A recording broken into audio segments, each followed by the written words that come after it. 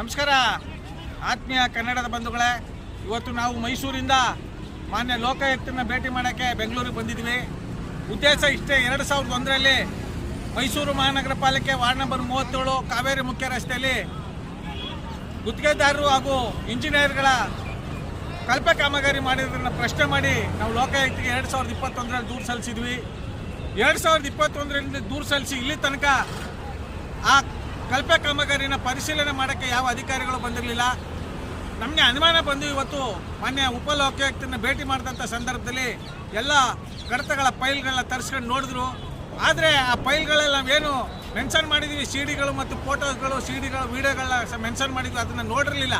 ಇವತ್ತು ಉಪಲೋಕಾಯುಕ್ತರು ಈ ರೀತಿ ವಿಡಿಯೋಗಳನ್ನ ನೋಡದೆ ನೀವು ಯಾವ ರೀತಿ ಕೇಸ್ನ ಮುಂದುವರಿಸ್ತಾ ಇದ್ದೀರಿ ಅಂತ ನಮ್ಮ ಕಣ್ಣೆದರಲ್ಲಿ ಅವ್ರಿಗೆ ಈ ಕೂಡಲೇ ಪರಿಶೀಲನೆಗೆ ಆದೇಶ ಮಾಡಿ ಅಂತ ಮಾನ್ಯ ಲೋಕಾಯುಕ್ತರು ಉಪಲೋಕಾಯುಕ್ತರು ಆದೇಶವನ್ನು ಮಾಡಿದ್ದಾರೆ. ನಾವು ಕನ್ನಡ ಪರ ಹೋರಾಟಗಾರರು, ಸಂಘ ಸಂಸ್ಥೆಯವರು, ಸಾಮಾಜಿಕ ಹೋರಾಟಗಾರರು ತಮ್ಮ ಪ್ರಾಣದ ಅಂಗನ್ನು ತೊರೆದು ಭ್ರಷ್ಟ ಅಧಿಕಾರಿಗಳಿಗೆ, ಭ್ರಷ್ಟ ರಾಜಕಾರಣಿಗಳಿಗೆ, ಕಳಪೆ ಕಾಮಗಾರಿ ಮಾಡುವವರಿಗೆ ಎಡಮುರಿ ಕಟ್ಟುವುದರ ಮೂಲಕ ನಾವು ಪ್ರಾಮಾಣಿಕವಾಗಿ ಹೋರಾಟ ಮಾಡ್ತಾ ಇದ್ದೇವೆ. ಇಂಥ ಹೋರಾಟಗಳಿಗೆ ದಕ್ಷ ಪ್ರಾಮಾಣಿಕ ಅಧಿಕಾರಿಗಳು ಮುಂದೆ ನಿಂತು ಕಳಪೆ ಕಾಮಗಾರಿ ಮಾಡಿರ್ತಕ್ಕಂಥ ಭ್ರಷ್ಟ ಅಧಿಕಾರಿಗಳಿಗೆ ಎಡಮುರಿ ಕಟ್ಟಿ ಅವರಿಗೆ ಶಿಕ್ಷೆಗೊಳಪಡಿಸಬೇಕು.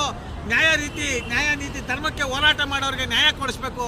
ಇಲ್ಲಾಂದರೆ ಇವತ್ತು ಕರ್ನಾಟಕದಲ್ಲಿ ಏನು ಅನ್ಯಾಯಗಳು, ಅಕ್ರಮಗಳು, ದೌರ್ಜನ್ಯಗಳು, ಅತ್ಯಾಚಾರಗಳು ಬಿಡುವಿಳಿದೆ ನಿರಂತರವಾಗಿ ನಡೀತಾ ಇದೆ. ಇದಕ್ಕೆಲ್ಲ ಮೂಲ ಕಾರಣ ದಕ್ಷ ಪ್ರಾಮಾಣಿಕ ಅಧಿಕಾರಿಗಳ ಕೊರತೆ ಎದ್ದು ಕಾಣ್ತಾ ಇದೆ. ಆದ್ದರಿಂದ ಸನ್ಮಾನ್ಯ ಲೋಕಾಯುಕ್ತರು ಇವತ್ತು ನಮ್ಮ ಕಾಮಗಾರಿಗೆ ಸಂಬಂಧಪಟ್ಟಂಗೆ ತನಿಖೆಗೆ ಆದೇಶ ಮಾಡಿದ್ದಾರೆ ಹಾಗೂ ಪರಿಶೀಲನೆ ಮಾಡೋದಕ್ಕೆ ಆದೇಶ ಮಾಡಿದ್ದಾರೆ.